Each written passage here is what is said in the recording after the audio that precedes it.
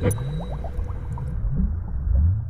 going on, everybody? Welcome back to another late night in the BrewLab with me, Lone Fox, your brewmaster in chief. And tonight in the BrewLab, I'm coming at you with an Azorius Tempo deck, Azorius Connive, kind of revisiting the Illuminator Virtuoso deck from way back when, and seeing if there's been any cool new cards, little updates, and ways that we can play it better, and how it stands up on the Mythic ladder. But before we get into that, I first of all wanted to wish you all a Merry Christmas, for those of you who celebrate that sort of thing.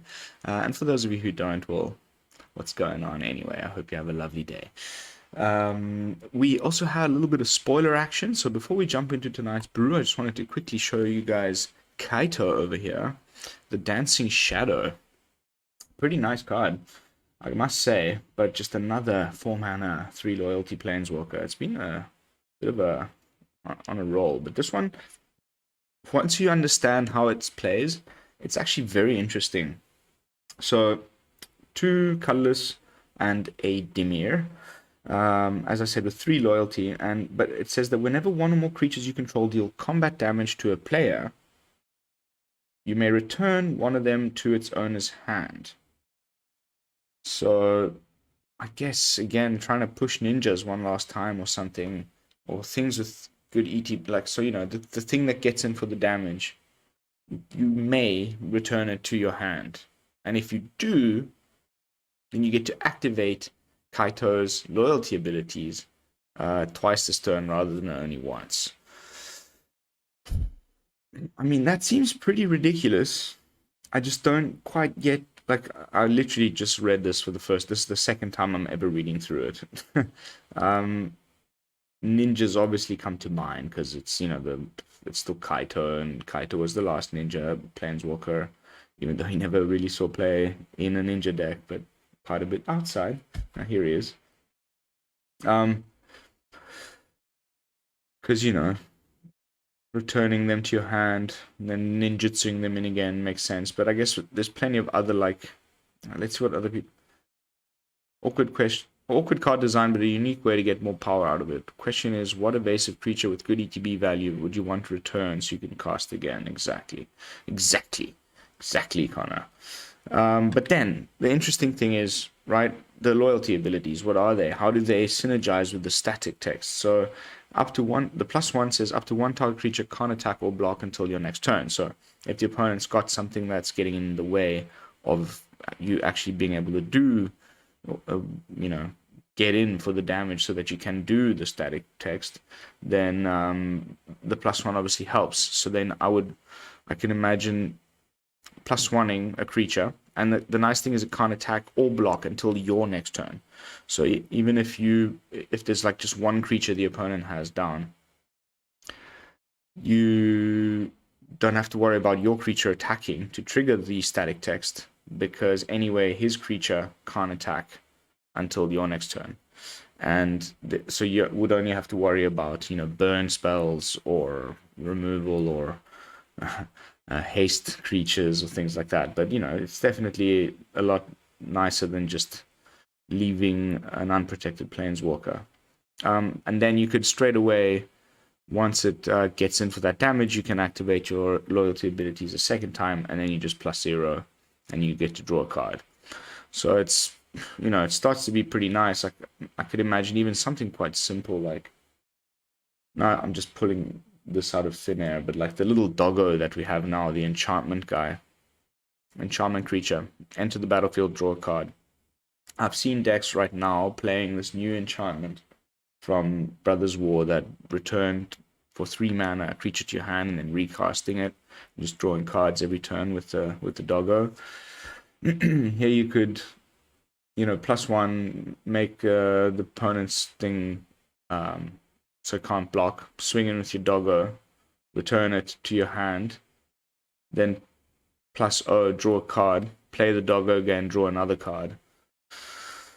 Stuff like that. Interesting. And the -2, also really nice, because it creates a 2/2 colorless drone artifact creature token with death touch, and When this creature leaves the battlefield, each opponent loses 2 life and you gain 2 life. So a little weird design card, this one, but I kind of like it. It would be, I guess, nice if this colorless drone artifact creature token with Death Touch had flying. But the Death Touch is also quite nice because the opponent's not really incentivized to block it for not only the fact that his creature will die because of the Death Touch, but also because, you know, they lose 2 life. So it can be one of the things that gets in for damage. And note that it says you may return. So you obviously wouldn't return your drone because it's a token, but then you still get to activate your loyalty abilities twice, even if you don't return the creature. So anyway, I'm rambling a little bit too long here about Kaito, but an interesting card. Of course, you guys can go check all the latest spoilers at mythicspoiler.com. I'll leave the link in the description down below. But now, without further ado, oh, wait, what am I talking about? 900 subscribers. it just kind of snuck by, and I didn't even notice until this morning. But what an amazing Christmas present, guys. Thank you all so much. It's insane. I can't believe how quickly we got here. Of course, the giveaway is going to be triggered. Please just give me a few days. I'm like, the next 3 days I'm going to be all over Italy in a car going to various family for different Christmas celebrations. I'm having 3 or 4 Christmases this year. So please bear with me over the next few days. The content's going to be a little bit scarce, and but I'll organize the giveaway announcement and everything shortly. But thank you to all the new subscribers. Welcome to the BrewLab. Let's take this to 1K. The next, milestone has been set, and the sooner we can get there, the better. I've heard from other content creators that that's the point at which the YouTube algorithm graces you, and suddenly, you start to skyrocket a little bit faster. So let's go on to the next 100. That is it as far as news and announcements, spoilers and whatnot. Let's jump into tonight's brew. Virtuoso, blue-white, tempo, whatever you want to call it. Has there been any noteworthy upgrades? And it's been a little while since we last played this on the channel, like months, many months. And you'll probably notice that a lot of the cards are the same. But what we were playing in this deck back then was the best card that we had at the time to do what a new card is now doing, which was Boon of Safety. 1 mana, where is it? Here it is. Put a shield counter on a target creature, scry 1.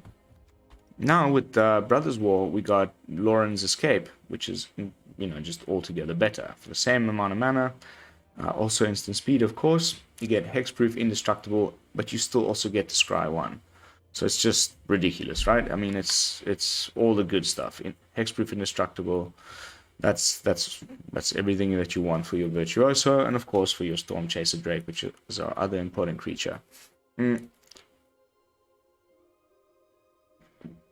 Cheers. Then, I went and watched again the previous video. You guys can go dig in my archive if you want. But we didn't go so all in on the Dorothea for various reasons. But I've just been playing more and more. This card is ridiculous. It makes perfect sense in this list. It's an insanely good 2-drop. Usually with this Virtuoso decks, the problems is you can't just play your Virtuoso on turn 2. You can't play your Stormchaser Drake on turn 2. You just play nothing because you got to wait till turn 3 where you can then play it and hold up a 1 mana save my guy spell. Now we can, with a few new clever additions to the deck. So, okay, let me finish with that. The first new addition is Loran's Escape. The second is Ollenbock Escort. I just had this bolt of genius because I was contemplating, what creature we could play in the 1 mana slot. If it could be, Delver of Secrets or something like that, but just wasn't gelling. And Ollenbock is just perfect because of the lifelink and the indestructible. It's essentially, if your whole game plan is protecting a few creatures, very similar to the Haughty Jin deck, mono blue with just 1,000,000 counter spells. they're just trying to protect the Jinn. If our mission is to protect the Virtuoso or the Stormchaser Drake, we have 4, 8. We can definitely count the counter spells in with that. 9, 10, 11, 12, 13, 14, 15, 16 ways of saving our creatures just at instant speed interaction. But then if you add the Ollenbock Escort, it's a creature that also adds another 4 to that. So it brings the total up to, what's that? I mean, ridiculous. There's so many ways to protect our Virtuoso, and we also get a nice 1-drop. And to continue on the plan, on the point about before, you can play your Dorothea on turn 2. It's the 2-mana 4/4 against mono red. Against so many things. There's so many good things about this in testing, okay? It's multicolored. So if you get hit with a Doomscar, you can give your Illuminator Virtuoso, indestructible with many different ways. Keep him on the battlefield. The opponent might get rid of your Stormchaser Drake, might get rid of your Dorothea, but because she's multicolored, you also get to draw a card off of the Depopulate. So really, really nice. Second point, it blocks, like, almost, it can't be cut down. It blocks everything that mono black can throw at you up until turn 4. It's just ridiculous. Like, I'm absolutely now sold on this card. The main reason why it is a problem and why I wasn't running a full playset in the previous version is because it is a little bit of a number with security bypass, which is, let's admit it, our main win con. We want to be enchanting the Illuminator with security bypass. It says as long as an enchanted creature is attacking alone, it can't be blocked. Whenever an enchanted creature has whenever this creature deals combat damage to a player, it connives. So you've all seen it.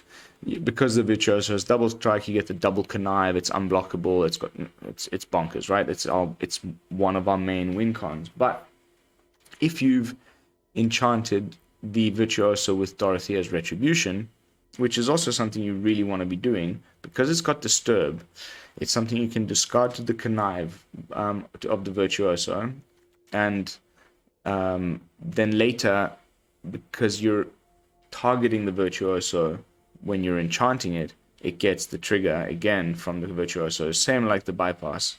What ends up happening is, if you read the Retribution carefully, enchanted creature has, whenever this creature attacks, you create a white spirit creature token which is tapped and attacking. The security bypass says as long as the enchanted creature is attacking alone. So even if you're attacking alone with the Virtuoso, just one creature, but it's got bypass on it, and the Retribution, the bypass won't work. But it's okay. You don't always get to have both of them. It's often either one or the other. And in some cases, doesn't matter if it's both, because you still just get the double connive, regardless of whether it can't be blocked or not. So just be aware of that. But I've had games where I've put 2 Dorothea's Retribution onto my Virtuoso without the bypass, and just like every time it swings, you're making 2 4/4s, flyings, tapped and attacking. It ends games out of nowhere. It's ridiculous. I absolutely love it. It's such a good 2-drop. So kind of continuing on that point, so these long tangents, but then on turn 3 you can safely play your Virtuoso or your Stormchaser Drake and hold up your 1-mana save my guy of choice. And in those situations where you've only maybe got a 2-mana save my guy stuff, and you've only got 1 mana left open, there's still options. You got 2 Spell Pierce for that. And that's when the Ollenbock Escorts comes into play. The times when you have to tap out for whatever reason, you've got no mana left available, as long as your important creatures, as long as one of them at least has a +1/+1 counter on it, you can still get to give it +1/+1. I beg your pardon, lifelink and indestructible.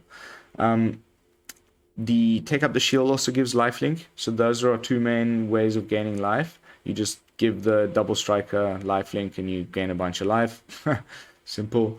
But we can also give the Virtuoso flying with the Revelation of Power. It's such a tough one for me, like whether to play just 4 of these or 4 of these. So I ended up just splitting it 2 and 2 because they're both really nice. This one, as long as the creature that's targeted has a +1/+1 counter on it, it gains flying and lifelink until end of turn. But whether it has a +1/+1 counter on it or not, it gets +2/+2. Take out the shield, puts a +1/+1 counter on a creature, and it gains lifelink and indestructible until end of turn. It's both amazing in the deck. Then of course you got the full playset of the Homestead Courage, which is gonna, also help us with things like Wandering Emperor, because it gives vigilance, and it's just a cheap way to trigger all of our things. The Stormchaser Drake is our main card draw engine. Whenever it gets targeted, you draw a card. And that's it. Easy peasy. Because the mana curve is so low, I've trimmed it down to 21 lands. We've got 1 Eiganjo, 1 Otawara, and then some duels and some basics. Let's jump into some games. See how the deck performs. I've been doing pretty well, so I'm quite confident.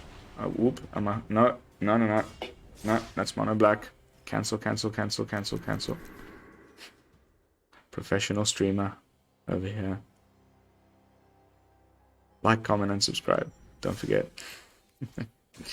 I've just been playing mono black. Like I threw the deck together in like 3 seconds. I was just like boop boop boop boop boop boop boop boop, and I went 5-0 on the ladder. So that's why I called it still broken.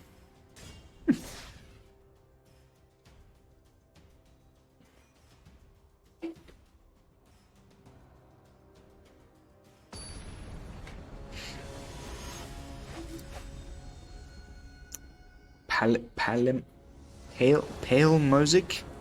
Palimosic? Not amazing, but I will keep it. Because we just need to draw into... There we go, that's already better. However, black is probably the worst matchup. Like, they'll just cut it down.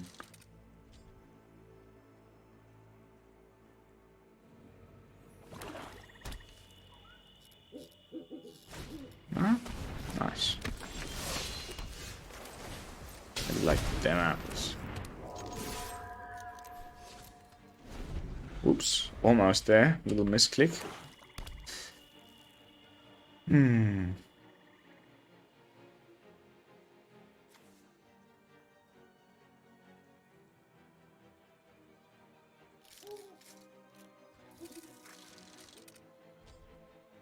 However, I won't block if he attacks, because he could just play an underdog. Sorry, Graveyard Trespasser. And eat my Retribution while it's in the graveyard before I get to disturb it.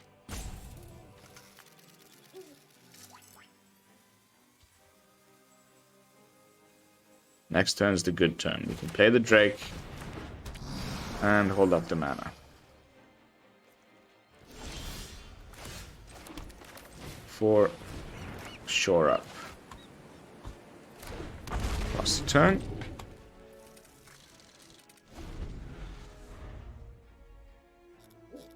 But still, like, we need, like, this. I need to probably mulligan a little bit more aggressively to, like, get the win con. So now it's a bit harder, but I've had matches where I win anyway with the Stormchaser. Oof, okay.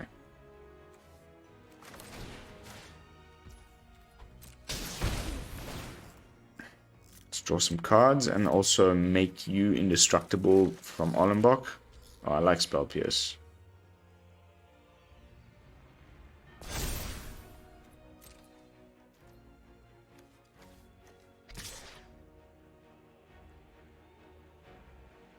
Still gonna hold up Dorothea because, I mean, the problem is if I block something big, Misery Shadow exiles.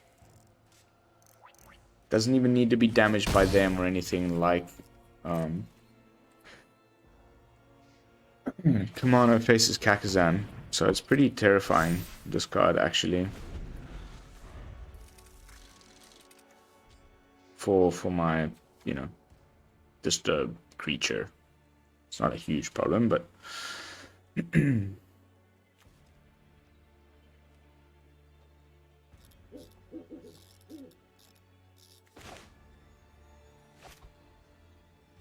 Usually they have to kind of like, okay.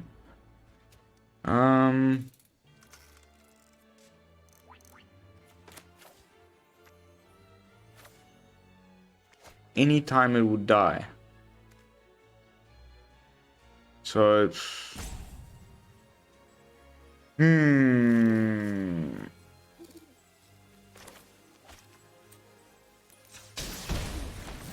sure.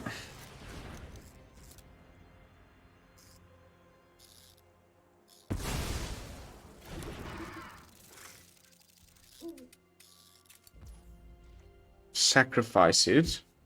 If a creature would die, yeah. So I mean, okay. So the Dorothea plan is just to have it block something, because it's gonna die, regardless of what I do.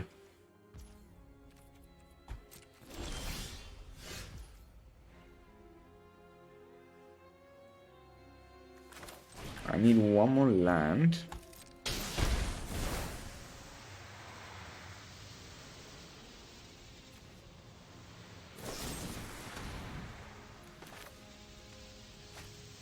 Do we go the Ollenbock route or the shore up route? I think we're gonna go the Ollenbock route because there we go. We need the mana.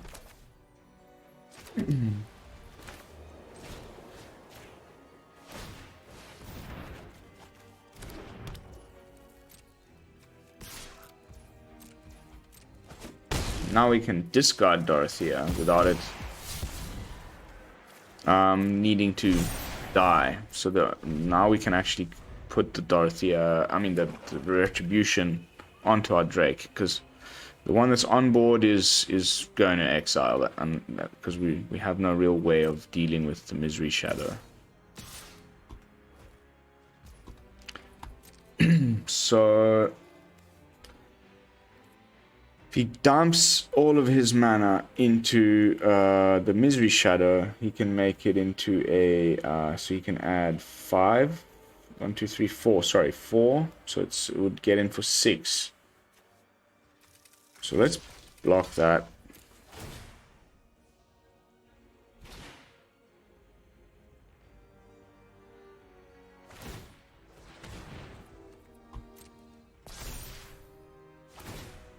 Imagine if he's...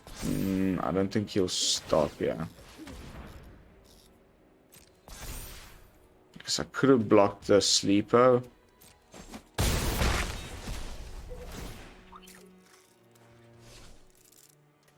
That's okay.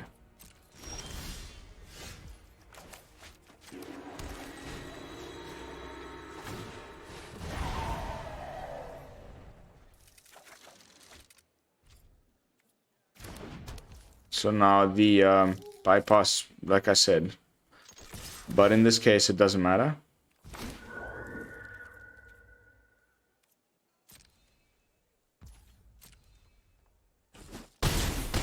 So we've got Loran's Escape and Shore Up open. So let's get rid of the second bypass.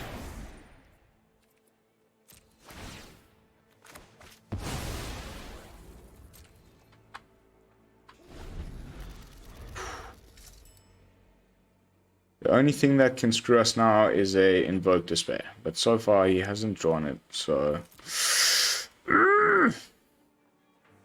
maybe that's a good reason to play some Slip Out the Back instead of Shore Up. What do you reckon?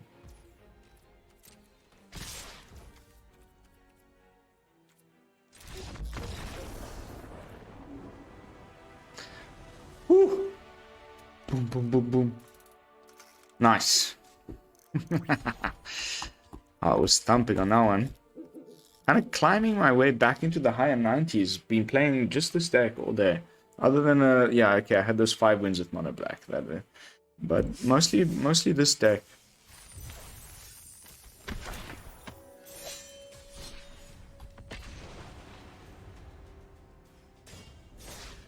I think the real question is, is this Azorius version better than the Bant Spell Thief version that we played not so long ago? I really like the Spell Thief, man. It's superb.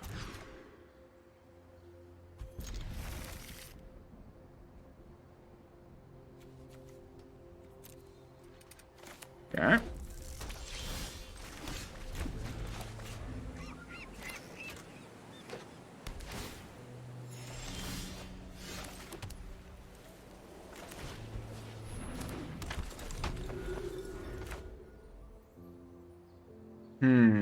Boros Burn is still a thing, guys, I promise you. Like, fully blown thing. Okay, so I guess we just hope and pray. Nah. Let's just diversify a bit first and hope to draw something better than a Spell Pierce to protect our Virtuoso. It's our, at this point, our kind of only hope. Okay, maybe it's Reanimator. I would just expect to see more plains, less mountains. If he plays a Fable, that'll do it.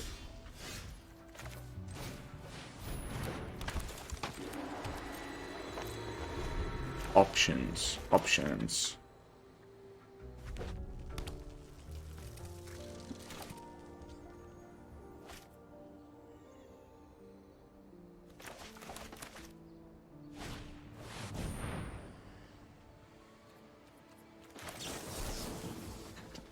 Oh, hells yeah. Gotta love that. Gotta love that too. I mean, it doesn't really get any better than that at all. Gotta hold the white one up, because we've only got white mana.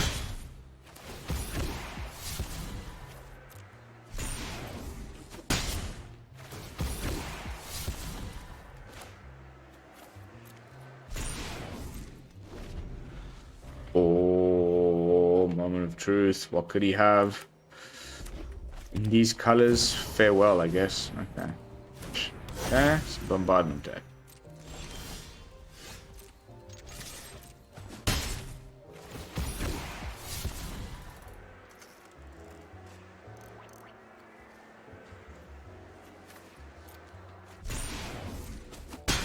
That kind of sucks.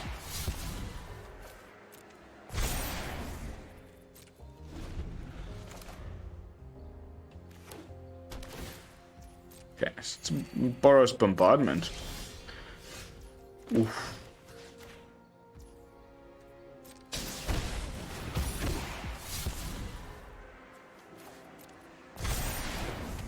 Double Connive.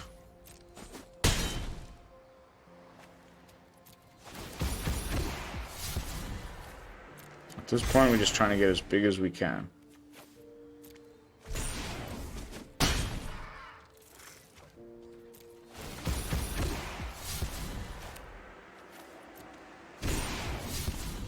Wow. Even if you run 22 lands. No, I think 21.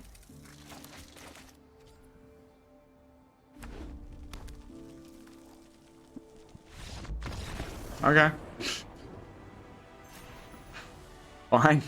I mean, pretty weird. What? Did he just have like a handful of lands? Just needed anything to trigger your bombardment? I mean, I had him. It was fine, but... Interesting. Poor guy. I feel bad. Not. Not. Alright, undefeated so far. Let's go undefeated for Christmas. Oh, baby. 900 subs and undefeated stream on Christmas.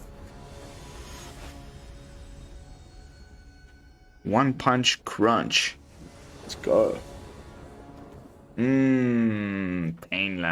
Ooh, I don't like. But I like the hand, so. Oof. Against Esper.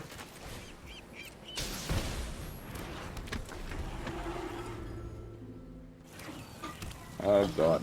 Esper Legends. We're screwed. 100%. We're screwed. I mean, Dorothea is good. Yeah, we need another land.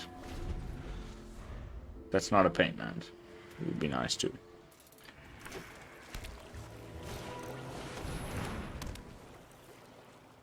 It's not over. It's not over yet. Okay, so we got Loran's Escape. So let's play the Virtuoso.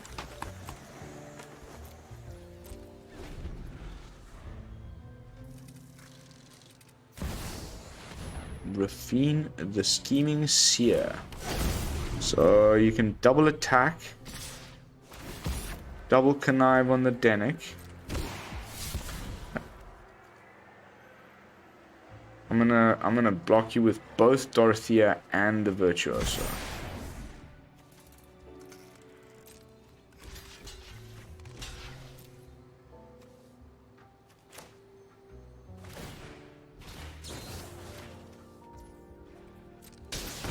And I'll probably have to... Oof.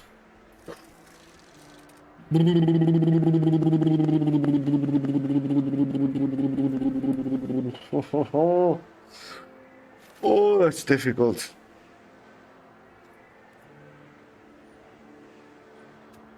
Oh, that's difficult. Has to be the courage.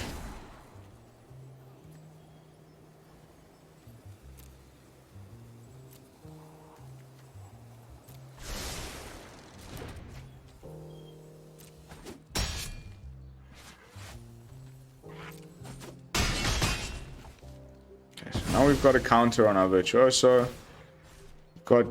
We need one more land.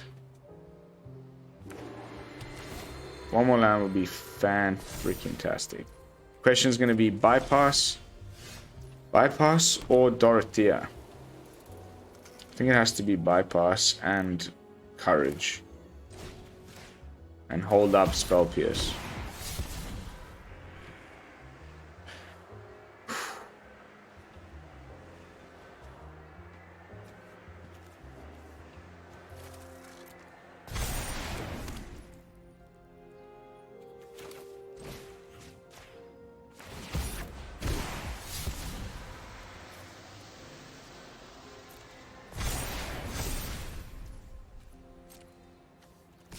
Don't forget, we're still getting 2 connives here. Whew. These decisions are tough. When it's Dorothea, it's easy.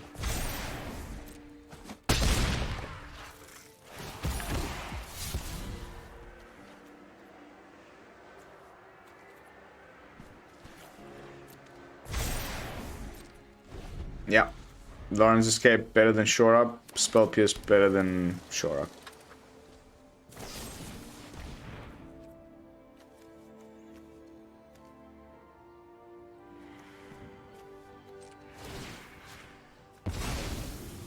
I'm probably being baited here, but I don't see a way around it. It's uncounterable, but I think hexproof is still okay. Yeah, it has to be.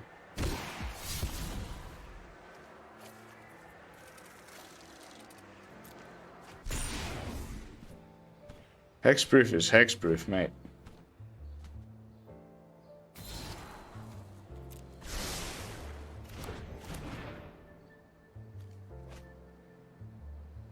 So, I mean, you can swing with your Refine if you want to, but the game's over. Woo! Nice. I love those little stack battles. Got around a Void Rend. I don't think I have anything to worry about from you. Thanks for the 7 life.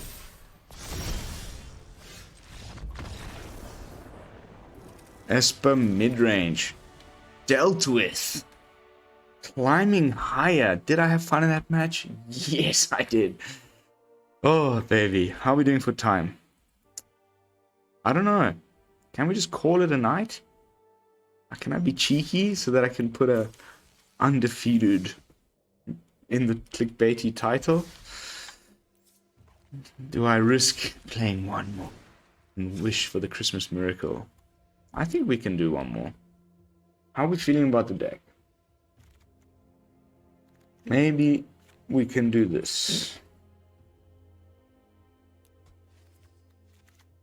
What do you think? Couple slip out the backs.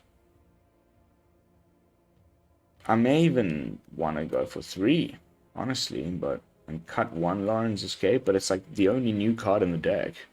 I didn't want to be like, you know, oh my god, here's the same exact brew from months ago. Even though I have put in some new cards, they're all old cards. New for the deck, as far as my channel is concerned. Old as far as, you know, I mean, this is Crimson Vow, man. It's almost as old as it gets. But, slip out the back, obviously great against things like Shield Red, Invoke Despair. You know, where even if you have the hexproof or whatever, you're forced to sacrifice your creature. So might be the go. Might even just completely remove Shore Up, even though I like that ability to like swing in with something and that we haven't been able to give vigilance to, and then they try to hit us with the Wandering Emperor and we just shore up the thing or whatever, or you know, tap out except for 1 blue land, of course, and then the opponent, and we've swung in, all of our creatures are tapped, and the opponent feels comfortable attacking back, and then shore up because of the untap. It's really nice. Hexproof +1/+1. I mean, it's obviously great, but is it better than slip out the back? I don't know. Maybe we'll end up just cutting it completely, but as far as final BrewLabifications for the final match, I'm going to just do that and hope it brings me some luck. Let's go. Undefeated, baby.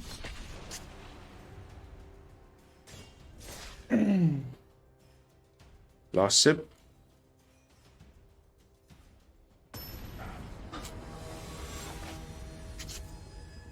Oh, man, I get these cramps in my hands when it's this cold. That's terrible. Okay.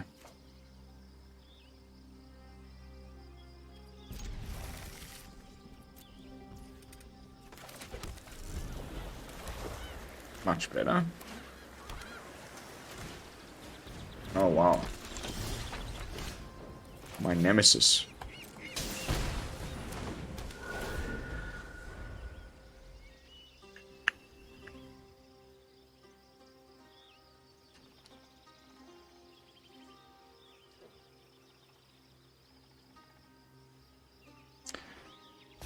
%, playing mono blue very slowly is not a good thing. Fading Hope, obviously terrible. We need another land. Like, well, this game is already down the drain. Oh. Okay.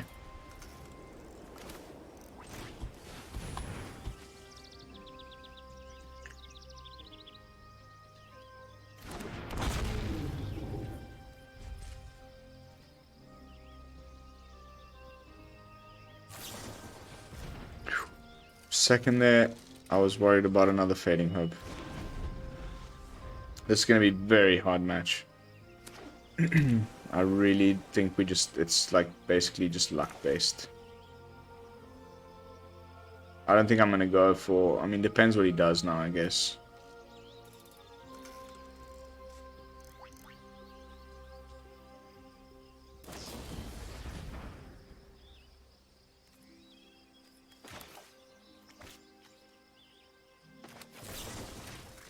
Oh, at least we get the card draw.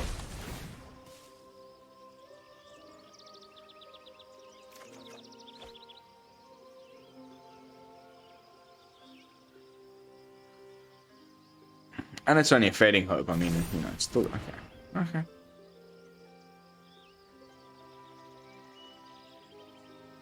Will he swing? Will I block? Should I have gone with Loran's Escape? Okay. Homestead Courage is about as good as a withdraw as it possibly can get at this point.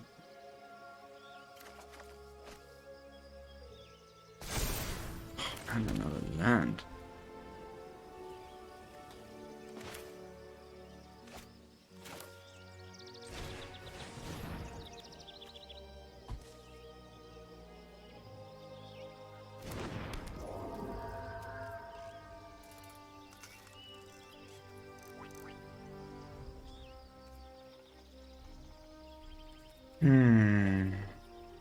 Let's try swing and see what happens. Actually, no, I'm not. I should have swung, but that's okay. I don't think he would have blocked, but like just putting him down to 17 isn't as important as the risk of losing my card draw engine. And we can just anyway block with the Dorothea if we need to.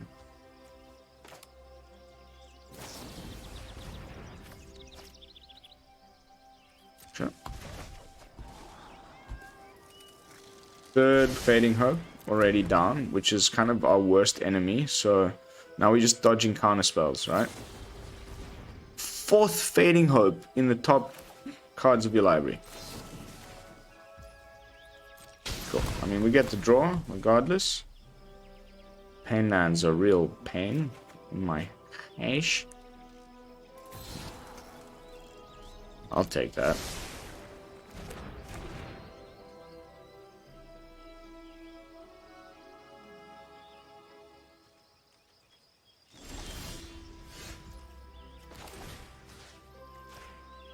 The vigilance is key here, obviously. That's all the Fading Hope's gone. Wow, that's all of our Loran's escapes. We're also not kidding with the weird. Now when we connive, we can discard Dorothea. I've won off the Drake many times. But double Dorothea to discard.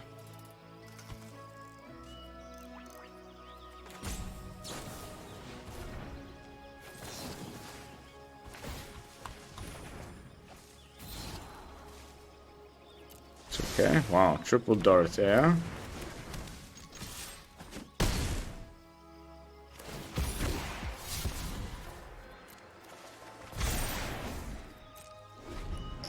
Oh, huge misplay. I mean, he's out of Fading Hopes, but I could have played that land and held up Loran's escape. That's a huge misplay.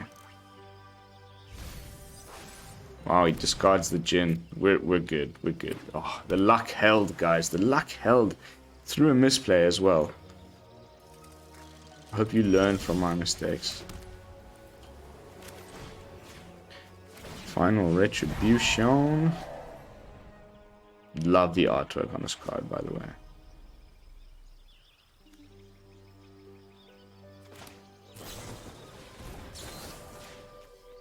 We've got another one of those. Where that came from. Ladies and gentlemen, Mono Blue defeated. Climbing back into the mid-90s. Christmas Eve. Brew. Revisiting an old Azorius Tempo Brew. Still slapping. The number of times that I got beaten by it. You know, those of you being old followers watching me for a while. You'll know how much I hate the Virtuoso because somehow I just lose to it. But when I play it, I also win a lot. Right now I'm sitting on upwards of 70% win rate with this deck. And it seems very simple, but like the game plan holds true. It's, like I said in the intro, very similar to the Djinn deck. You gotta play this important creature and make sure that it stays on the battlefield no matter what. And we have so many good ways of doing that. The Loran's Escape is a huge upgrade to Boon of Safety. The Ollenbock, I think, is fundamental. You saw how it came into effect in one of those matches. The Dorothea, amazing. What can I say? I mean, take it for a spin on the ladder. Let me know. How would you have are you playing counter spells, or should I just remove the counter spells, put in more of these, or are you playing any removal? You know, could you play like some cheap 2-mana removal spells? What about March, or you know, the Blue March? Really good as well. Oh, for some reason my A just stops working half the time. Blue March was a you know, consideration as well, because you can use it offensively and exile opponent's creatures, or you know, phase out opponent creatures. Loads of ways it still could have gone, but I think the key takeaways here are Loran's Escape and Dorothea. A++. Revelation of Power, we didn't get to really cast it properly, but also really good. The flying on the Virtuoso sometimes is what does it if you don't have the bypass to make it unblockable. At this point, I'm just rambling.